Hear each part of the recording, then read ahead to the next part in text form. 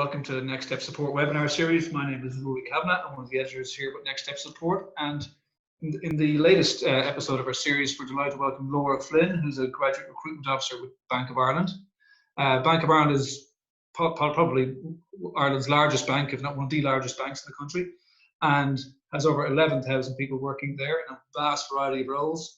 Obviously, conventional banking roles, but obviously areas like data, technical support, marketing, and many, many more. Laura, thanks for joining us here today. Thank you. Thanks for having me, Rory. Happy to be here.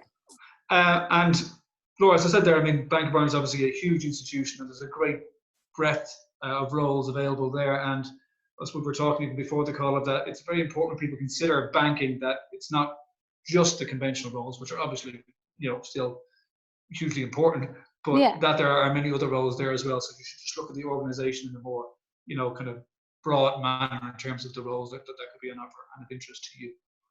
Oh, definitely. We always have students come to us and say, I've studied X, Y, and Z. Does the bank have opportunities for me? We literally look for students in all areas, as far as engineering, mathematics, computers, data analytics.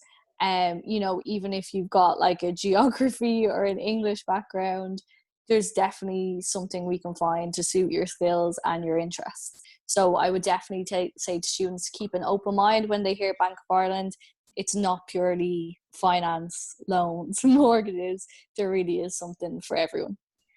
And again, just before our conversation here, you talked about, that the bank has obviously employed a system of remote working for a lot of its departments. So it's not something that's totally new to you. But, obviously you've had to change the way you do things normally.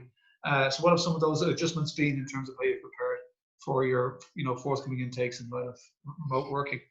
Yeah, so we at the moment are in the midst of planning a virtual onboarding for our incoming graduates, which is something we never would have done before.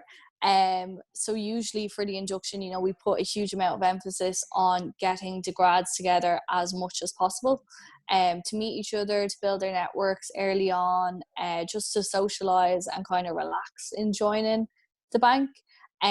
For this year, that will likely not be possible. So we're looking at kind of getting everything the grads need set up ahead of their September start date, getting equipment out to them, laptops, everything, and kind of providing that support from HR, working with them to get them set up and really teaching them things that, you would pick up from sitting in an office and just watching your colleagues. Like when we've been brainstorming it together as a team, there's so many little things that you actually learn from just watching other people or being in that office environment. So we've really to consider how can we best teach them these tools without physically meeting them. And the great thing is the response from our incoming graduates, they've been really confident. Obviously, they're really happy to be starting a job this year. And they really have not had any qualms about not getting to physically come in. Obviously, I know they probably would prefer it, but they've been so resilient, so positive.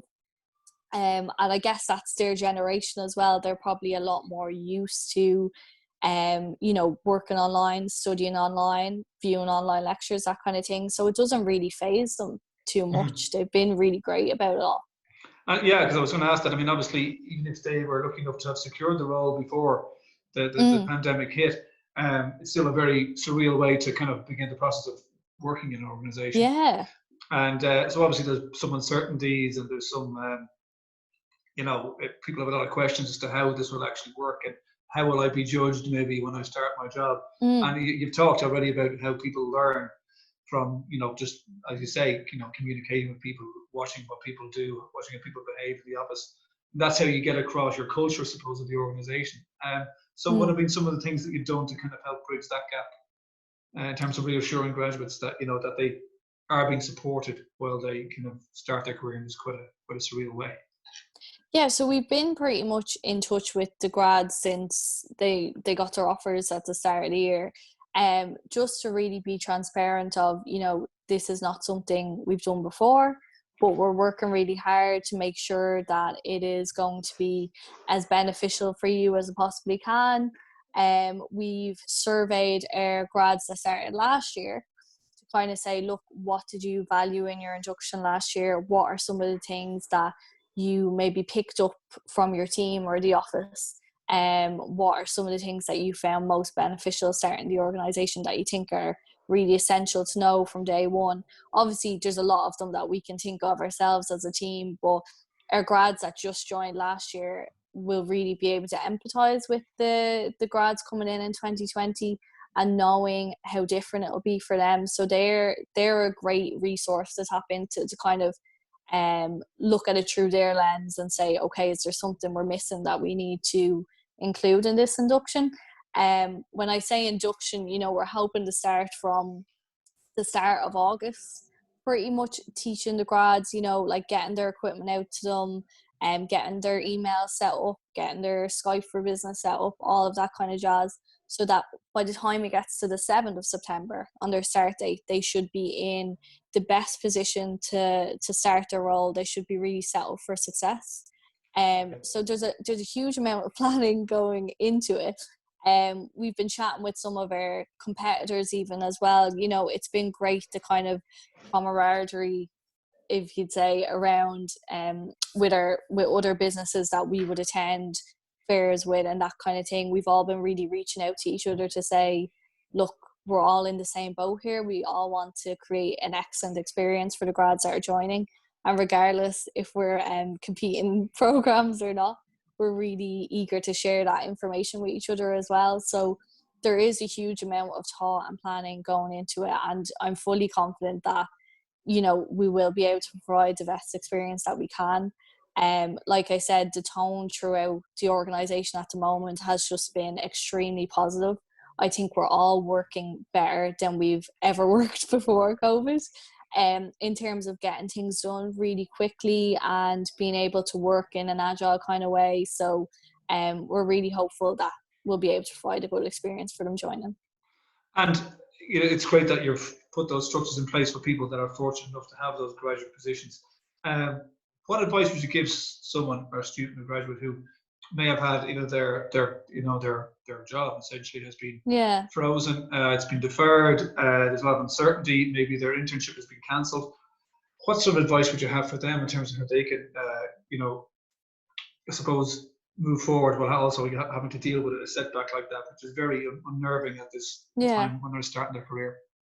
No, I'm really glad you've asked, Rory, because we took part in the Careers Discovery Week with Grad Ireland last week, and I had so many questions that really made me feel for the students. A lot of students asking, I've lost my internship, is this going to reflect badly on any applications I make? What if I don't get an internship or I don't get the experience I wanted in the next few months?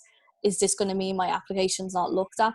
And it really, it breaks my heart to hear that, because on this side, we're totally understandable of the circumstance that a lot of students are in at the moment. I really want to get across that we are not going to be heavily scrutinizing lack of experience, or whether that be internships or whatever. And that would always be our approach in hiring graduates. We don't expect them to have extensive experience. It's not a necessity that you've done an internship or have corporate experience, because part of the grad program, it's there to teach you, to ease you into that start of your career and to teach you the tools you need. We don't expect you to come to us with them. So to anyone that maybe has lost an opportunity or an internship they were going to start off, I'd say really don't waste your time stressing or being anxious about that. I know it's impossible when you've got this pressure on you. You might be coming into your last year of university and you think, oh, I'm never going to get a job, I'm never going to be able to compete. There are so many more things that employers look at aside from your experience, because we're there to provide you with that initial experience on your grad program. A lot of people are asking, what should I be doing with my spare time, which is great. But again, don't put yourself under insane pressure. You know, if you have time to do like online courses or that kind of thing, there's something I've been using at the moment actually called Coursera.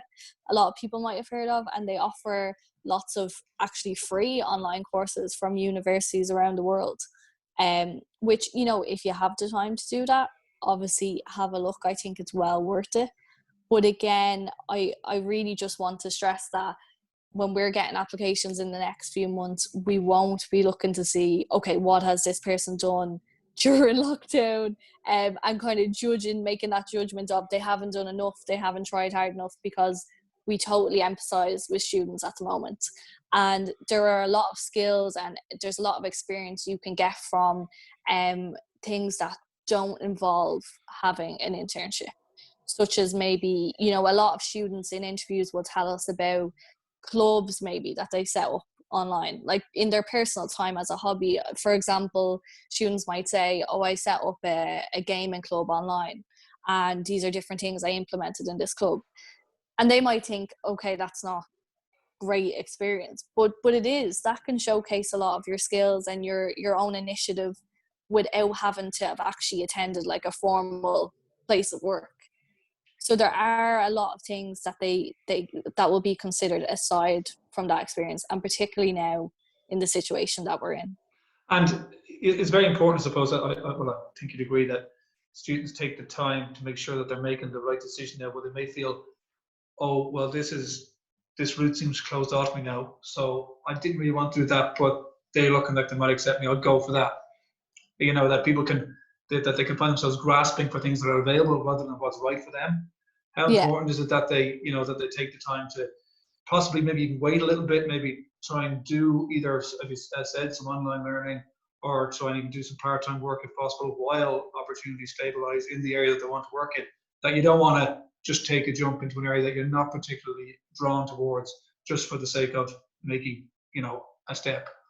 Yeah, definitely. That 100% rings true. And obviously there may be students out there that, you know, like obviously need the money. And if an opportunity comes up in this economic climate, they're going to take it. And if it's not exactly what you want to do, I wouldn't say don't take it. I'd say it just depends on your own personal circumstance.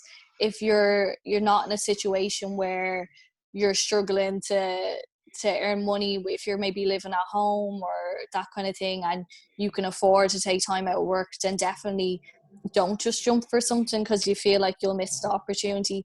I feel like a lot of places are obviously really starting to open up at the moment. And even if we are to kind of go back further into lockdown, the likes of banks or big multinational companies are always going to be looking to hire that junior talent.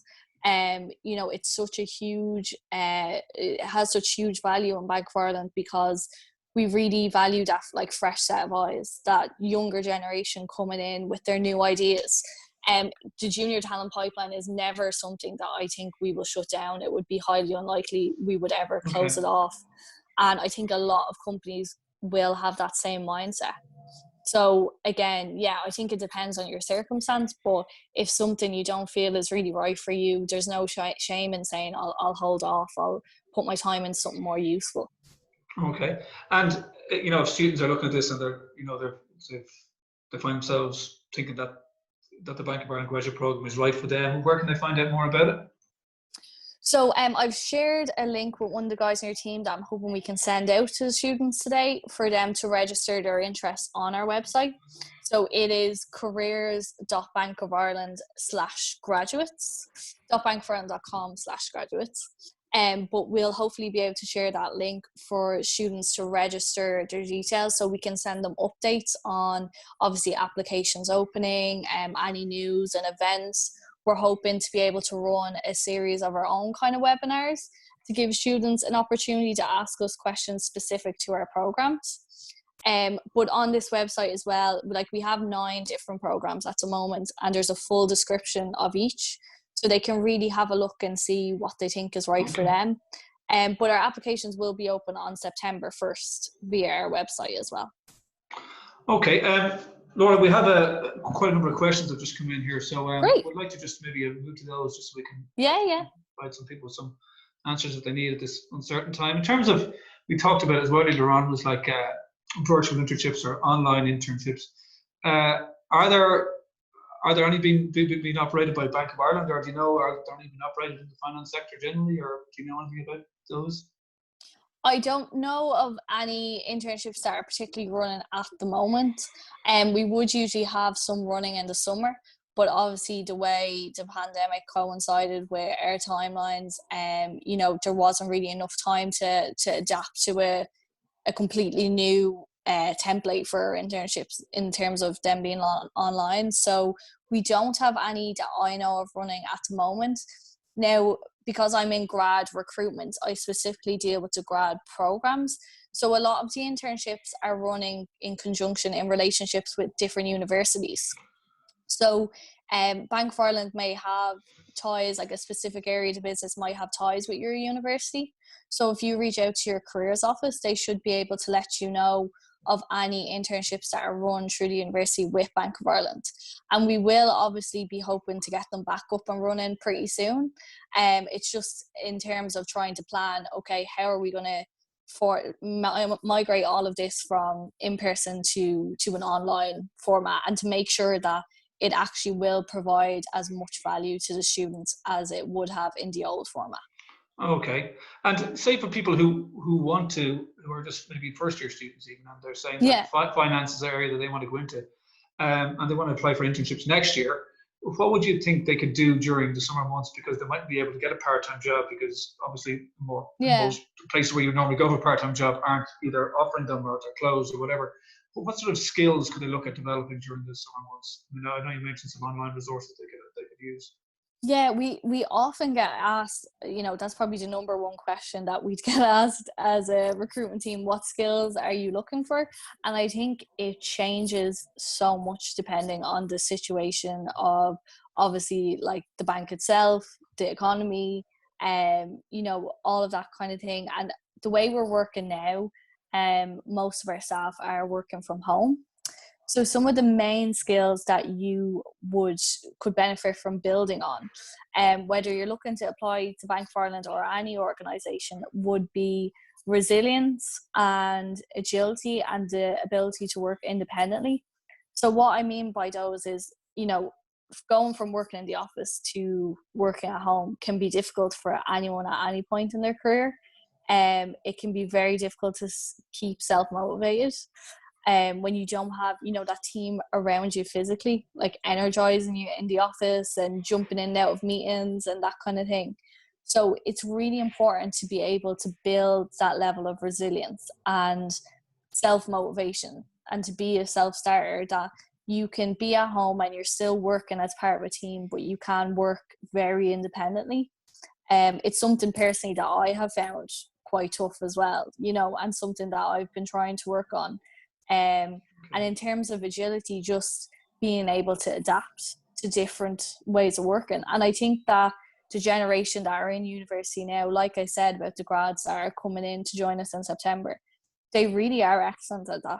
And it doesn't mean that you can't build on it more, but they really are very adaptable. It doesn't faze them to be told you could be at home for 3 months working independently. How do you feel about that? That's fine to them, whereas some of us that might be in the organization a bit longer, that change can be quite scary. Yeah, so definitely I know a lot of organizations talk about teamwork. That is still, you're still part of a team. Teamwork is still important. But to be able to pull that out of the office environment and go to your home surroundings and keep up that level of work is tough. And it's definitely something that we would look for in any graduates joining us in the coming years. Yeah, and you mentioned at the start of the conversation about that, the bank is not just for finance graduates or, accountancy graduates. I've got questions here for people who are from a science background, for example. What sort of pathways would there be into banking for someone who has a science degree, for example? So for all of our grad programs, you don't need to have studied in a specific area. The only requirement is a 2-1 bachelor's degree or any level of a master's degree that you've passed your master's. So many times students will say, oh, but I've done geography or I've done science, like what programs am I limited to? you're not limited in any way. We teach you all the skills you need to know on the job through a general grad training program, and also in your business unit, their own training programs. But, you know, in terms of students that have studied science, maybe mathematics, engineering, those kind of areas, we have excellent IT programs and data and analytics programs that are hugely popular. I think we had 1,500 applications for data and analytics last year, which was amazing. That's such a growing industry.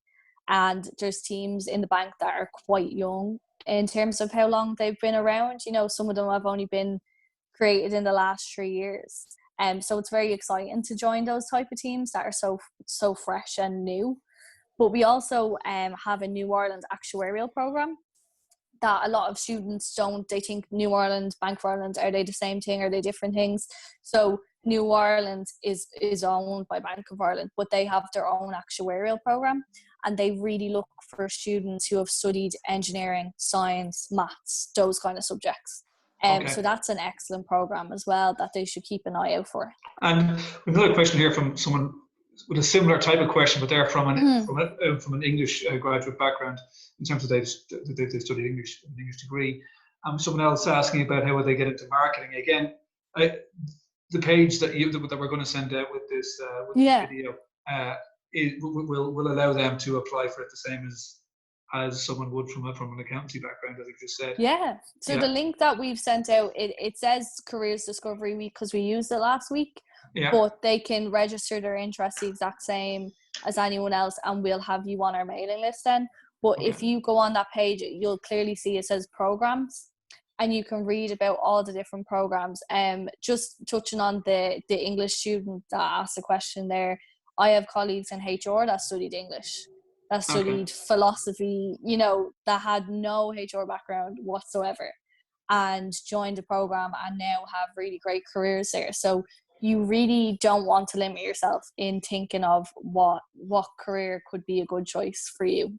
Okay. And like say if someone had a marketing work experience but they want to move towards professional services or banking, you know, is that something that would benefit their application if they had work experience in marketing and they want to obviously eventually work within the marketing sphere in Bank of Ireland? I mean, obviously that's something you value.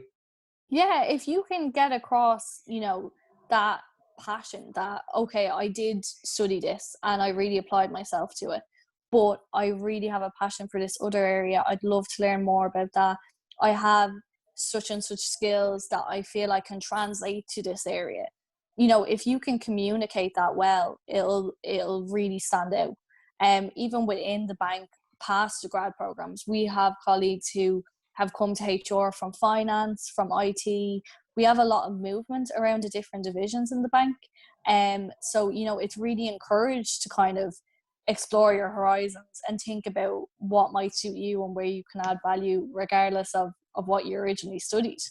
Okay. And say if your placements or your internships were, because of the current situation, may become remote or virtual for 2021 intake, you know, I mean, obviously it's a bit of a hard question for you to look into the crystal ball, but is it something that you guys have kind of you looked at how you may implement those sort of structures if you have to? I mean, you know, as you said, you've put in place structures to help your current intake of graduates on board into the organisation. So that's obviously something you'd be looking to mirror if you had to work with, you know, placements or internships or any other intakes. Yeah, and I guess our September intake this year will really be the first kind of test of that, to see what works well, what doesn't, what we can carry forward into internships and beyond. I definitely don't, you know, I think we're very optimistic about it. Like I said, we've had great flexibility with our working before COVID. So has it been different for us now? Yes, but it definitely hasn't been impossible. It hasn't been this unbelievable challenge that has stalled our work. I think it's actually excelled our work across the organization even more. So we're definitely confident that if, you know, we can't have interns back in the office next year, that we'll be able to put something else in place. We have been in discussions with different platform providers and that kind of thing to explore, okay, what resources are out there for us to use. So that's something that we're exploring at the moment. But I definitely don't think there's any hesitations about creating that virtual internship or whatever kind of development plan it is. I think we're very like strong-minded at the moment, and just like there is no barriers to us really if we've been if it has able to be to done, get. you'll do it. Yeah, Definitely. and if someone has a very specific question here for a very specific area, and again, I don't know if we'll know the answer, but we'll ask, because if someone is interested in the area of like macroeconomics, maybe things related to inflation or interest rates, or those sort of things that have such an influence on macroeconomic problems, essentially. Don't worry, I'm not going to ask you about those, but I'm just going to say, like, are there very niche internships or placements or anything like that available for those levels, or is it brought more in at the kind of general level of commercial banking? Do you know? Again, if there's a place someone can go to find out more information, just let us know, and we can try and respond to it. Yeah, so something else we can share is the mailbox we would have for in terms of our applications, and really it's pretty busy from the start of September when people start applying. So graduate@boi.com. Okay. I'll get you guys to share that as well. So that's our mailbox. And if there's something very niche that you're looking for, I can definitely investigate that for you. And no harm to ask the question, like, again, because obviously there's people in Bank of Ireland that do that. So I mean, they may be able to. Well, they may not be particularly hiring straight away, or for people who are at graduate level, or for internships, they may be able to assist them with some tips that could help their career. And if it does work out for someone on the graduate application program, and they get accepted on it, what does and I hate using this word average day, because every time I interview someone, they say there's no such thing as an average day in a particular industry. But what might your average day look like if you're starting with the graduate recruitment program at Bank of Ireland? Yeah, so I'd say in the beginning, it's probably easier to describe what an average day would be like than the further you get into your program. So obviously at the start, you're really learning about what the organization's about, their culture, their ways of working, all that kind of jazz. So obviously it probably will look slightly different come September. But really an average day for a grad, you're very much encouraged to get involved in as much as you can. So you could be, you'll have your what we call BAU work, your business as usual stuff, that your line manager will explain to you and teach you on your team. And there may be some things that will just be your responsibility on the team that I have to do this every day, and I do this task and tick it off my list each day. But also we really want you to get involved in the extracurricular at the start of your program particularly. So we have 6 I&D networks in the bank that are like employee support networks. So there's a disability network, there's a multicultural network, and we really encourage the grads to get involved in those. You don't need to be like directly linked to a network if you understand. Like you could join the multicultural one and be Irish, but it's that you're an ally of that network and that minority group, and they always have different events going on and different things they're organising and looking for the input of grads. So that's something that's really interesting to get involved in.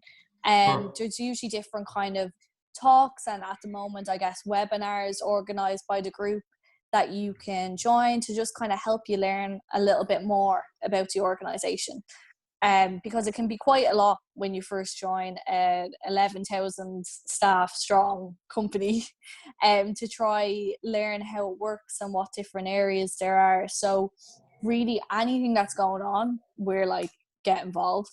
So your day can differ depending on it really does depend on yourself. If you don't put yourself out there to get involved in things, you may find you're working a bit monotonously.